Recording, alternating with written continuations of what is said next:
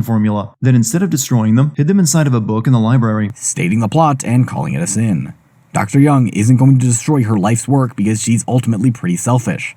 That's why Batman has to go about destroying them instead, because he knows how dire the situation is. Here's Crime Alley again, courtesy of Scarecrow's fear gas. A grown man like Bruce Wayne still crying over his parents who have been dead for decades at this point doesn't make me feel for him. You are a dick to Batman and anybody who has ever lost a loved one at a young age. Bruce still has trauma over the event, as would just about any functioning human being in a similar scenario. I'd like to see you recover from seeing your parents gunned down in front of you while you stood there helplessly. Hell, I lost my grandpa to natural causes 8 months ago, and my family is still recovering from the loss. Fuck you. I tried to give him his money back. Why did you ever agree to it in the first place? You work in an insane asylum and understand Joker well enough to know that giving him a formula that would allow him to create an army of Banes would be a pretty bad idea. Hindsight is 20/20. She's a selfish doctor more interested in doing her research than helping patients. Money makes the world go round. God, he has gallons of the stuff. If Joker already had his hands on gallons of Titan formula, why did he have his men spend so much time looking for Dr. Young and her formula? And why wasn't Dr. Young concerned about Joker getting his hands on the Titan formula that had already been produced? Because without the formula, you can't produce more. Gallons of the stuff is good, but what about hundreds of gallons?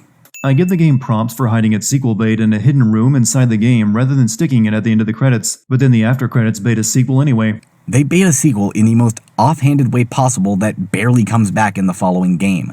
Bane grabbing the Titan only hints toward a side quest. Killer Croc grabbing the Titan only hints toward a time-sensitive Easter egg that most players missed. And Scarecrow grabbing it hinted toward an equally hard-to-discover Easter egg that pointed to a game made over 6 years later. I wonder what happens to Poison Ivy's leaf panties in the fall and winter. Irrelevant information that we discover in both City and Night. That is literally nothing. Pointless and kinda sexist sin is pointless and kinda sexist. If you find her, don't go easy on her. For me. Beat her like I beat my wife. Just really lay into her, Batman. For me. Implying this guy beats his wife just because he's a guard and has a thick accent. That's also sexist. Hands off the merchandise! That's my party list! Batman isn't above copping a feel when the opportunity presents itself. Good lord, 3 sexist sins that aren't even funny in a row.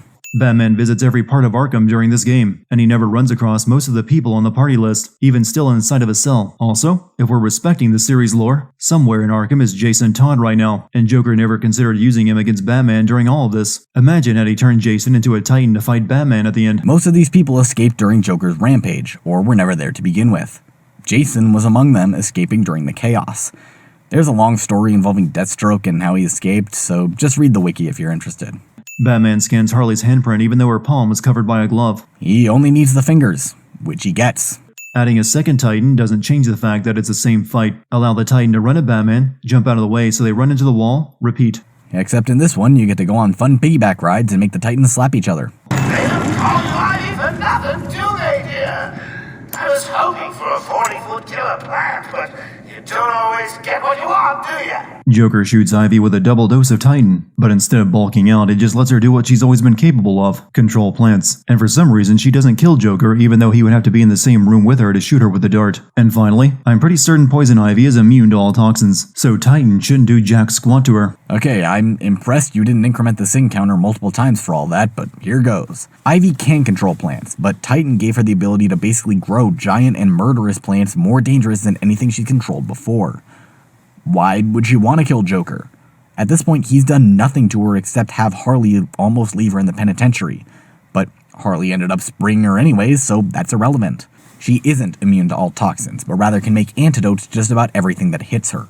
She cures herself of the Titan poisoning sometime between Asylum and City, and created a counter to Crane's fear toxin in Night.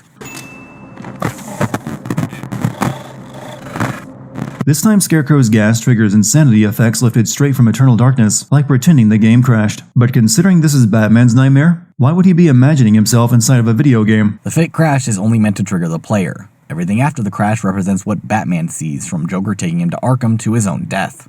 Even in Batman's nightmare, he has to repeat the Bane boss fight again. He repeats it because a literal Titan is thrown at him. See all the bodies strewn about after the encounter?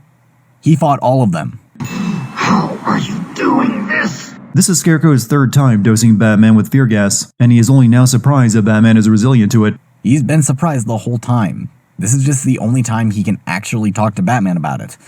Plus, he's taken a lot of fear toxin at this point, far more than Scarecrow's used to administering, so it throws him off. And you will never reach your precious venom roots. How does Scarecrow know Batman is after plants down here in the sewers? Batman never discussed that with anyone but Poison Ivy. And Ivy had a conversation with Joker, who now knows that he's going to Croc's lair. So he set Scarecrow up to go there and slow him down, or stop him, explaining why in the process. Scarecrow survives this. Survives it with half his face missing and a limp for the rest of his days. The repeated Bane fights were bad enough, but Killer Croc is just a slow crawl through the sewers and hitting him with batarangs whenever he pops up, and then it turns into a Crash Bandicoot level at the end. Batman fought Killer Croc on a rooftop in Origins, but now he's a bigger threat than Bane. Sending the Croc boss fight, one of the best horror experiences in a non-horror game. That's worth these many sins.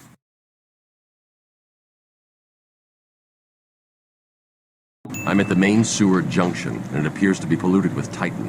Arkham Asylum isn't very long, and generally has tight pacing, but even good games sometimes pad the runtime. That's why here, at the end of the game, Batman is running around a sewer shutting off water valves. Joker needed a way to slow Batman down to finish setting up the party. Everything Joker does is intentional, and the sewers here are no different. You deserve a prize. Your old pal, Commissioner Gordon. Just how? Did I miss a call from Oracle that explained that Gordon came back to Arkham Asylum and was captured? No, Joker's crew just grabbed him off the boat as he was leaving the island, and nobody knew it happened. No! Batman! Get away! Here we go. We're gonna have some fun now, kiddies. You're trying to resist the change.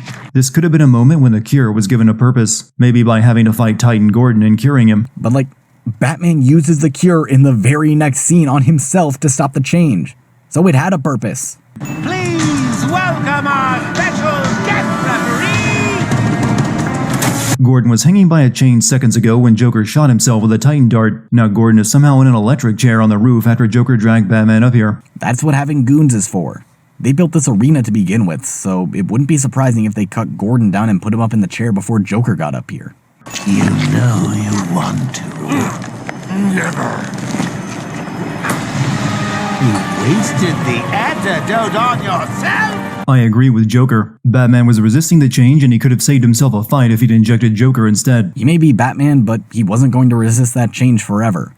And if he had transformed, he would have lost control and probably killed Joker, Gordon, or anyone else in the asylum. Come to think of it, how could Batman even know the cure would work? That normally requires years of human and animal testing to prove. If the Batcomputer can design drugs and cures in minutes, then Batman is holding out on doing a lot of good for the world. His antidotes literally always work because he knows exactly what he's combating when making them. Viruses and other bugs are a lot harder to analyze. And the